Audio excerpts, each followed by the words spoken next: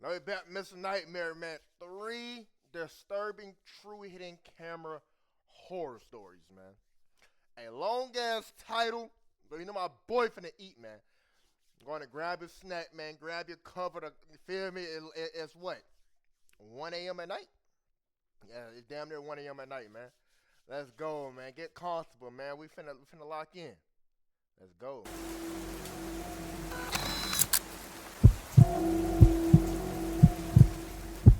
I was 22 when this happened. At the 22. time, I had just graduated college, I was between jobs, and doing odd work around my small town, like babysitting, cleaning houses, running errands, basically anything that paid cash. A woman I'd dog sat for in the past recommended me to a friend of her neighbors, a man named Craig. He called me one afternoon and explained he'd be traveling for a week and needed someone to stay in his house to look after his golden retriever, Max. He said Max was an anxious dog who did best with someone actually staying overnight rather than just coming by to feed him, and the pay he offered was a little more than usual, so I agreed. What? That's a I price. met Craig 2 days later. He was in his late 40s, tall, wearing wire-rimmed glasses and a windbreaker. Nothing about him seemed strange at first. A lot about him. Maybe a little overly friendly, but not creepy. It is creepy. His house was on the edge of town, tucked back in a wooded area.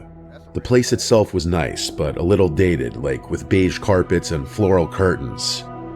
Craig walked me through everything: how often to let Max out, where the spare key was, which fridge items I could use. He told me I could stay in the guest bedroom, which was right off the living room on the first floor. I started the job on a Monday. The first 2 nights were normal. I watched TV in the living room, then took Max on his evening walks, and then slept in the guest room with him curled up at the foot of the bed. It was the third night when things went wrong. I had been sitting on the bed scrolling through my phone when I noticed something odd. On the dresser across from the bed, next to a small lamp, was a digital alarm clock. I remembered thinking it didn't match the rest of the room. It was newer looking, black plastic with a bright blue LED display, but everything else in the room looked like it belonged in the early 2000s. I don't know what made me look closer. Maybe it was the way the light from the lamp hit the front of it. But as I leaned in, I noticed a small, perfectly round black pinhole above the numbers. At first, I thought it was just a sensor, but then I noticed the angle. The tiny hole was pointed directly at the bed. My stomach dropped. I'd read stories about hidden cameras and alarm clocks before, but I'd never actually seen one in person. My mind started racing. I picked it up, and it was heavier than I expected, and there was a faint buzzing sound. Why did that matter, bro? I mean, that's weird. But unless you being your dick in that nigga shit, unless you being your dick in that nigga guest room, bro, I don't think finding a hidden camera will make your heart sink into your stomach, bro. I don't know, bro. Is it weird? Like, bro, what the fuck you got a camera watching me sleep? I mean, having a camera in your house ain't weird. If it was in your living room, cool. That's weird, but it's not like oh shit, I gotta get the fuck out of here weird. It's weird, but it's not that type of weird. Unless you've been changing clothes, unless you're a shower, unless you've really been living in that bitch. Like you're a shower, change clothes in the room. Yeah, but we're gonna see why he feel this way. Inside, like a tiny fan. I turned it toward me and stared right into the pinhole. That was when Max, who had been lying by the door, suddenly lifted his head and started whining. From somewhere else in the house, not the front door, but deeper inside, I heard the unmistakable sound of a door closing. Every hair on my body stood up. No, I ain't gonna lie to you. I ain't gonna lie to you.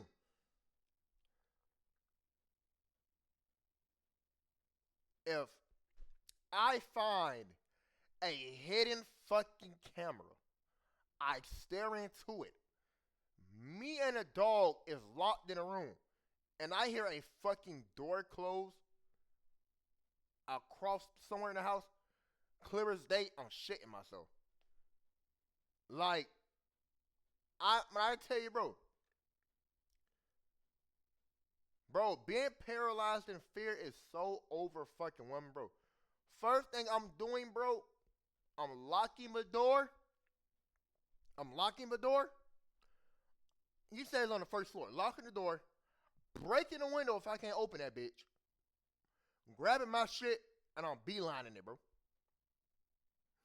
I'm leaving, fuck the dog, bro. Fuck the dog, break the window, and beelining that bitch. With my shit, bro. Bro, come on, bro. That shit crazy. Craig wasn't supposed to be back until Sunday, and it was only Wednesday night. I froze, holding the clock in my hands, my heart pounding so hard it almost hurt. Then I heard slow footsteps on the hallway carpet. I quickly set the clock back down and moved to the door, locking it just as the footsteps stopped outside. Then Craig's voice came through, calm but slightly out of breath. He was saying he had left something in there the last time he was home and needed me to open the door. I couldn't speak. A moment later, Boy, if you open the door, you deserve it. Boy, if you open that door, you deserve it. You deserve everything that's coming your way. Natural selection ain't good, bro. Natural selection, bro, is at an all-time high. Natural selection at an all-time high. If you picked up a fucking camera, bro, stared into it, and immediately heard the door shut, and fucking footsteps slowly coming towards you, bro, in the middle of the fucking night, and a nigga who owned the house must say, yeah, man, y'all left something. I know I was supposed to have been back Sunday, but I just so happened to left something, bro, and I just memorized I left something and came back the second you looking into the camera. You a dummy, you deserve it. Natural selection at all time high. he said it wasn't what I thought, claiming it was a motion sensor for the dog and that he hadn't wanted to freak me out by mentioning it. How did he know? How did he know what you saw? How did he know what you saw? How did he know what you saw, bro? Did he mention it? Speak. A moment later, then Craig's voice came through, calm but slightly out of breath. He was saying he had left something in there the last time he was home and needed me to open the door. I couldn't speak. A moment later, he said it wasn't what I I could not speak. A moment later, hey man, it's not what you thought, bro. That's not a camera, it was a motion sensor. Bro, when I tell you, I would have broken that fucking window and got the fuck out of there, bro.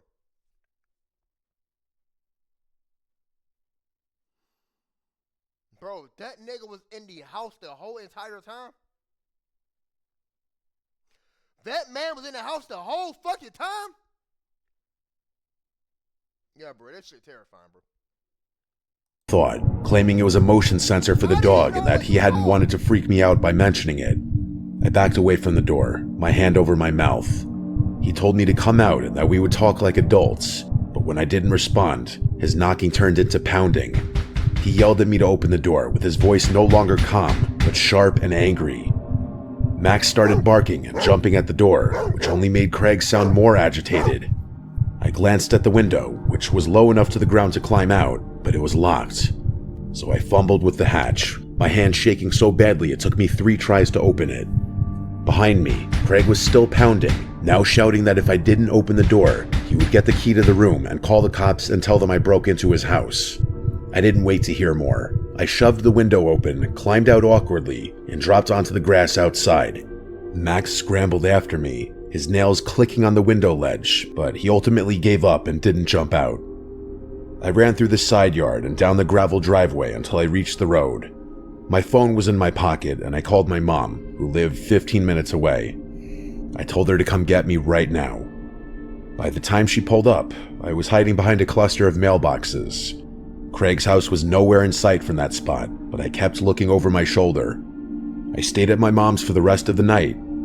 The next morning, I blocked Craig's number and called a lawyer.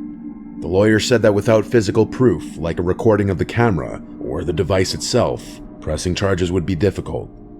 Even if the clock was a hidden camera, Craig could claim it was a harmless motion sensor, and without evidence, it would be my word against his.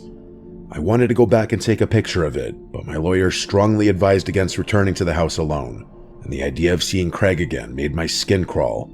So, nothing happened to him. I never got paid for the 3 nights I stayed there. The woman who had recommended me to him stopped responding to my messages, and I never found out if she knew anything about him. For weeks afterward, I had nightmares about waking up to see a camera lens watching me from across the room. I started checking every clock, smoke detector, and picture frame in my own apartment, and I still think about that moment I looked into that little black lens and the sound of the door closing somewhere behind me in a house I thought was empty, which says to me he may have been in the house the whole time, watching me through that camera. No, that nigga was definitely in that fucking house the whole time watching you through that camera, bro. I'm gonna be the first nigga to tell you, bro. But there's no way you pick the camera up and yo, me, I ain't gonna lie, that would've traumatized the fuck out of me, bro. That would've traumatized any fucking body, bro. Nigga, you pick a camera like that, it's a camera? You babysitting a nigga house, you pick some shit up, that a camera? And you heard a door close, clear as day. Somewhere in the house, and footsteps come running to your room. You're paralyzed in fear. And the motherfucker tell you, yeah, man, I just forgot something, open the door. And the motherfucker tell your ass, okay, look, what you saw ain't what you saw. Like, nigga, clearly what the fuck I saw is what the fuck I saw. Oh, I ain't gonna lie to you, bro. Oh, that's terrifying.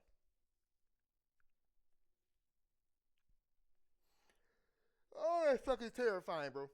Yeah, I ain't gonna lie to you, bro. I did not think these stories was gonna be terrifying. I ain't gonna lie to you, bro. Mr. Nightmare. I ain't gonna lie. When you said hidden camera horror stories, bro, I was sleeping on it, bro. I ain't gonna lie. I was sleeping on it. I was definitely sleeping on it, bro. But god damn.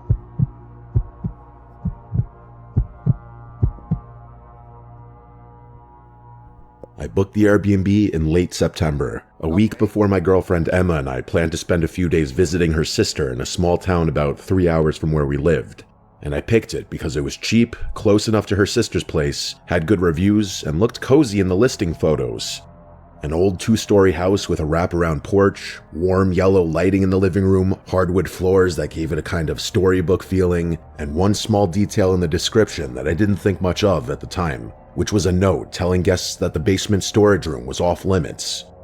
I'd stayed in places where the owners kept certain areas locked. It's pretty common for them to store personal belongings somewhere, so it barely registered as important.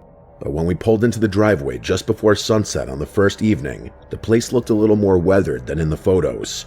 And there was something about the fact that it stood alone with only one other house in sight, a good distance away, surrounded by dark tree lines and a narrow road leading in, that it made me think twice. The host, Alan, was waiting for us on the porch before we'd even gotten out of the car. He was tall but slightly hunched, maybe in his late 50s, with thin gray hair combed neatly over his head. He was dressed in a perfectly pressed flannel shirt tucked into his jeans. He smiled, but it was the kind of smile that didn't quite reach his eyes. It made me think of Mr. Beast, a little too practiced. His eyes lingered on us just a bit too long when we shook hands, and though his voice was friendly enough, there was a subtle firmness to it when he began showing us around. He led us through the front door into a hallway that smelled faintly of dust and something sweet, almost like candle wax, though I didn't see any candles. The living room had a big couch facing an old television. The kitchen looked clean but dated, and when we went upstairs, the single bedroom had a large bed under a ceiling fan and a small dresser with a mirror. Then, when he came back down, Alan stopped at a door near the kitchen and tapped a heavy padlock hanging from it. He told us in a more commanding tone that that door stayed locked, that it was his storage space, and that there was no reason for us to go down there for anything. He didn't smile this time. He just moved on to point out where the extra towels were in the bathroom before wishing us a pleasant stay and heading out the front door. After he left, Emma and I unpacked, made some tea, and sat outside on the porch for a while, listening to crickets and the occasional rustle of leaves in the trees. By the time we got into bed, the quiet was almost unnerving. No traffic, no distant voices, just pure silence. Sometime after midnight, I thought I heard a faint, dull thud from below us. I paused and listened for more, but it didn't come again, so I told myself it was probably the house settling. The next morning, we got breakfast in town, explored a few shops, and met up with Emma's sister for lunch. We stayed out until just after dark, then went back to the house to make dinner and watch a movie. Around 2 in the morning, I woke up to use the bathroom. As I headed back toward the bedroom, I froze halfway up the stairs when I heard a dragging sound from the basement, like something heavy being pulled across a rough floor. It lasted maybe 5 seconds, stopped, and then started again. My first thought was that maybe Alan had come back for something, but he had told us he wouldn't be around at all during our stay. I stood there listening until it stopped, then went into the bedroom and asked Emma in a whisper if she was awake. She said she was, and that she heard it too. We stayed awake for another half hour, but the sound didn't return. The second night was worse. We'd spent the day hiking and were exhausted, but sometime around 2:30 a.m., the noises started again. Not dragging this time, but footsteps. 4 or 5 in a row, then a pause, then 3 more, each pause lasting long enough to make me think that whoever or whatever it was listening. Emma whispered that she thought she heard breathing between the steps. My heart was pounding, but I didn't want to get up and risk making a noise. So we just lay there, eyes wide open, staring at the ceiling until morning. By the third morning, the atmosphere in the house felt different. We still went out and did touristy things, but whenever we came back, it was like a heaviness settled over the rooms. I decided to check the basement door during the day. It was still locked, but when I leaned closer, I thought I could smell something faint and unpleasant, like stale, damp air mixed with a hint of something sour. That night, the noises began earlier, around midnight. First came a faint metallic clinking, like metal tapping against something hard. Then the footsteps again, going on and off for nearly an hour. Emma barely spoke to me before bed. The fourth night was the breaking point. While getting ready for bed, Emma stopped brushing her hair and asked me if the smoke detector above the bed looked strange. At first, I didn't see it, but when I stood on the bed to get a closer look, I saw a small, perfectly round black dot in the middle that was shinier than the surrounding plastic. A bad feeling hit me immediately. I grabbed a chair, unscrewed the detector, and inside was a small battery-operated camera with its green light on. Emma sat on the bed pale and silent, while I searched the rest of the room and found another small lens poking through a hole in the wall near the dresser mirror, both aimed directly at the bed. That was the end of it. We shoved our stuff into our bags without bothering to fold anything, and we left the house without speaking to the host, driving to the nearest gas station to call the police. 2 officers met us there. We explained everything, the noises, the cameras, the locked basement, and they followed us back to the house. The front door was unlocked. Technically, we were still allowed in the place as we paid for 4 days. The police followed us inside and seized all the evidence, including the cameras, I assume the memory cards, and any recording equipment they could find. They also took our statement in detail, asking if any strange events took place during our stay. That's when we mentioned hearing weird noises both nights from the basement. When we showed them the basement door, we were shocked to see that it was now wide open, but it was pitch black down there. We told them that this door was locked before, and that the host was very sketchy about not going down there. So the officers went down the stairs to investigate. Moments later, we heard voices, raised voices. There was some kind of commotion going on down there, and it quickly became clear what was happening. The officers then called us down and asked if this was the host, and to our horror, it was Alan. He was apparently hiding in a closet in the basement. In this closet was a monitor, which we could only guess was being fed the footage from the basement. The police seized this as well. Alan was placed under arrest almost immediately, and he was charged criminally by the state for criminal trespass and invasion of privacy. We didn't have to testify in court or anything. The police just sent our statements to the prosecutor, I believe. Wait, if the door was locked, how the fuck he get himself out? Okay, it must be like a back door. It must be a back. No, that's fucking dumb. If he had a way to get out, or he left through the front door. Wait, something adding up. He left. Okay, the basement door was bust wide open. But he left out the front door. Even if there was like a back door, right? And he can just leave the back door, right? And come through the front, cool. Why the fuck would he go through how could he even had, if he was already in the basement, right? What would be the point? How could he, okay, you get what I'm trying to say, right? It's so fucking dumb and confusing For even trying to explain it is too much. Cause like, how the fuck are you in the basement? That's how you got in through the back door, right? You got basement. Okay, I see what made it happen. He come in through the back door, right? He noticed they found the camera, right? He can't come through the basement door because he put a chain and a lock on it, right? They run out. He runs around the house. And instead of just re-running through the back door, he takes his key and unlock the basement door and go down that way instead to save time. Oh, that makes sense. Airbnb basically bribed us with a voucher in hopes that we wouldn't share our bad experience. We took the voucher, obviously, but that hasn't stopped us from telling people about this horrific experience. It's really been something that's had a lasting effect on Emma and I. We don't trust rentals or Airbnbs anymore, and lately just stick to hotels.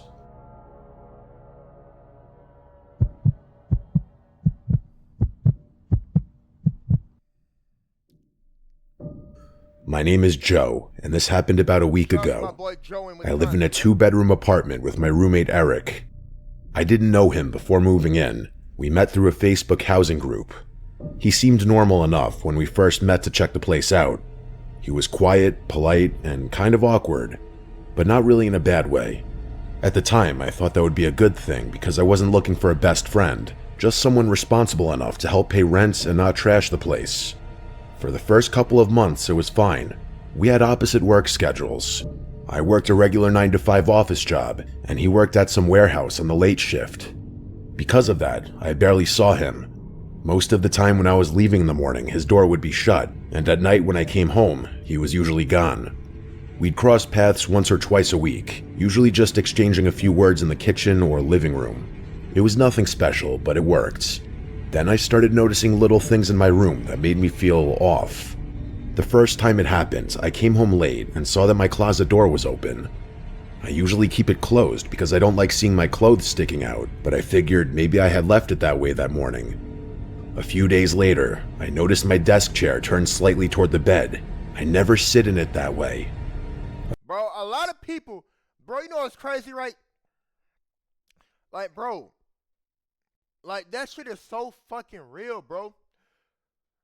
If you're so used to being in a space, bro, even if the slightest thing is off or moved, bro, you're going to immediately notice it, bro. And nobody would notice, bro. Everybody would think you're crazy, like, bro. Hey, that's a chair, bro. Maybe you closed it, bro. Maybe you just forgot you opened it, bro. But your heart, your body, heart, mind, and soul would know. Nah, bro, something off, bro. You feel me, bro? But explain it to somebody else, the whole story, they'll be like, nah, you tripping. But you don't know what the fuck going on, bro. That shit happened. I think that happens to everybody, bro. Everybody experiences that, bro. Like, you experiences it, bro. It could be something slightly moved to the right, bro. I mean, slightly. And you'll be like, nah, bro, somebody was in my shit. Again, I brushed it off and thought maybe I was just not paying attention. Still, it put a strange feeling in my stomach, like somebody had been in my room. One Saturday morning, I was cleaning. I wiped the shelves, dusted, and then started on the window. That's when I saw it. Up in the corner, where the wall met the ceiling, there was this little black dot. I thought it was maybe a screw or a hole in the wall, but when I got closer, I froze. It was a tiny camera, a small wireless camera pointed straight at my bed. My hands shook as I pulled it off the wall. It wasn't even hidden well, just stuck with a little piece of adhesive. It had a spot for a memory card, but the card was missing. I just stood there holding it, feeling sick. I thought about all the nights I had been in here sleeping, changing clothes, even being intimate with women. The only person who could have put it there was Eric. He was the only other one with access to my room. At that moment, he wasn't home. His door was closed and the apartment was quiet. I stood in the hallway, staring at his door, with my heart pounding. I told myself not to do it, but curiosity won. I slowly turned his doorknob and opened it. His room smelled stale, like old food and dirty laundry. The blinds were shut, and the room was dark, even though it was the middle of the day. His bed was unmade, and his desk was cluttered with papers, unopened mail, and change. I searched around a little, half expecting to find another camera or maybe recordings on his laptop, but there was nothing obvious. just a messy room. I closed the door and went back to my room, but I couldn't get rid of the uneasiness. I decided to test him. I put the camera in my nightstand drawer under some socks. My plan was simple. If he came looking for it, then I'd know for sure it was him who planted it. For 2 nights, nothing happened. I still felt tense, but since there weren't any signs, I started to think that maybe I was overthinking the whole thing.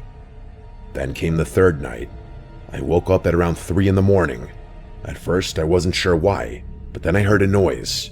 It was soft, like wood sliding against wood. Then I realized it was coming from right beside me, from my nightstand drawer. I opened my eyes a little, pretending to still be asleep. In the faint light coming through the blinds, I saw a figure. It was Eric. He was standing in my room, bent over my nightstand, rummaging through the drawer where I had hidden the camera. I felt my chest tighten and my heart beat so loud I was sure he could hear it. I stayed still, not knowing what to do, and then he stopped. He froze and just stood there, completely still. Slowly, he turned his head toward my bed. He was looking straight at me. For a moment, I thought maybe he wasn't sure if I was awake, but then he spoke. He said he knew I was awake. I felt ice run down my spine as he said that. Then he asked me what I had done with it. I sat up quickly, my fear turning to anger. I demanded to know why he put a camera in my room. He stared at me and told me it was because he thought I was stealing from him. I told him that was ridiculous, that it made no sense. I said he had aimed the camera at my bed and that it was one of the most sickest things I've ever seen. He tried to tell me he only wanted proof, but I didn't buy it. I told him he was lying and that he had been spying on me. We started yelling at each other. He kept repeating that I was overreacting. I told him I was going to report him to the landlord and maybe even the police. My voice was shaking with both fear and rage. Finally, I yanked open the drawer, grabbed the camera, and held it up. I told him that this was proof and that he was never getting it back. I stormed out of my room, walked into the kitchen, and threw the camera straight into the garbage, thinking I broke it. I told him to stay out of my room and that the next day I would be telling the landlord everything. Eric stood in the hallway with his fists clenched, and he was just staring at me with a blank expression. Then he turned and walked back into his room without another word. I didn't sleep the rest of that night. I sat on the couch with the TV on, too afraid he might come back into my room. Every little sound in the apartment made me jump. When the sun finally came up, I checked the garbage can. The camera was gone. That was a week ago. I told the landlord what happened. He said he would look into it, but so far nothing has been done. Eric still lives here. We don't speak, but the way he looks at me when we pass each other makes my skin crawl. It's like he's waiting for me to say or do something. I don't know why he really put the camera in my room. His excuse about me stealing was an obvious lie. I don't know what he wanted to record or what he was planning to do with it. I would have beat his ass.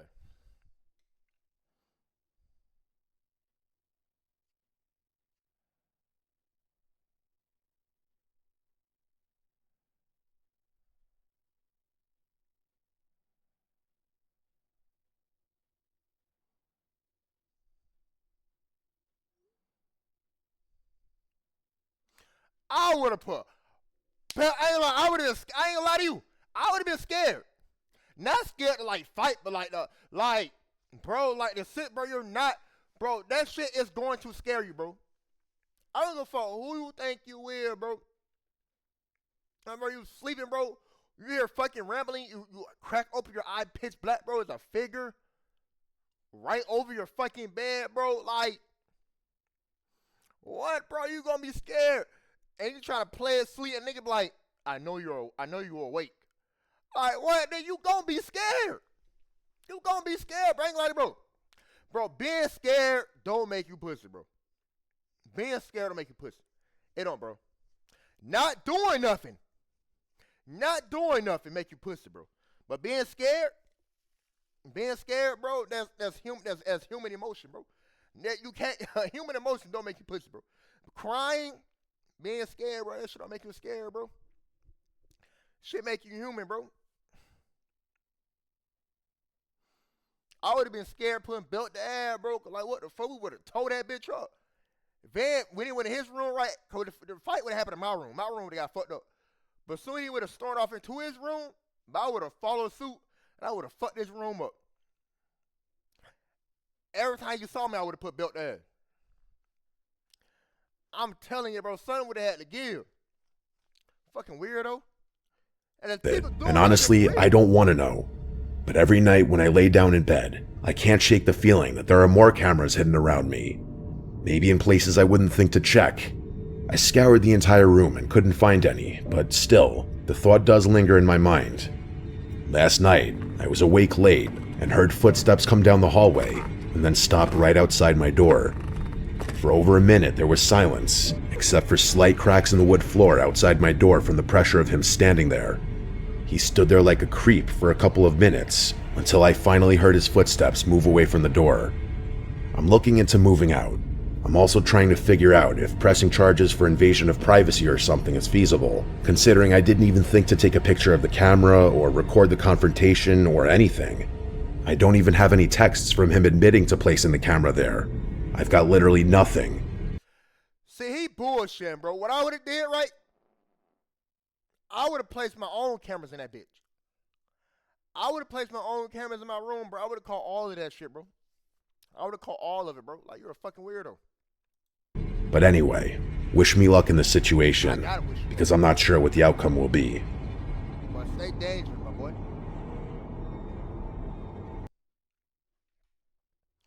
And with that, we out of here, man. I ain't gonna lie to you, bro. I ain't gonna lie, bro, but there's different levels of scary shit, right? There's like scary shit, bro, that you know is highly untrue. There's scary shit with like, damn, like situational scary shit, fictional scary shit, like creepy building location scary shit. And then there's like scary shit that like it happens on a daily, bro. Not on a daily, but it's highly possible. You feel me? Type shit, bro. People really do that shit. People do that shit for real, bro. It's fucking weird. Man, y'all stay safe out here, man. I swear to God, bro. If y'all get, I think it's well known now, but I think it's like forgotten because ain't no weird shit happen. Like, bro, if you got an Airbnb, or you in somebody's house, bro, like check for cameras and shit, man. Check for that shit, man. That shit getting out of hand, bro. You gotta protect yourself, man. With that, man, y'all be safe out here, man. And we out of here, man.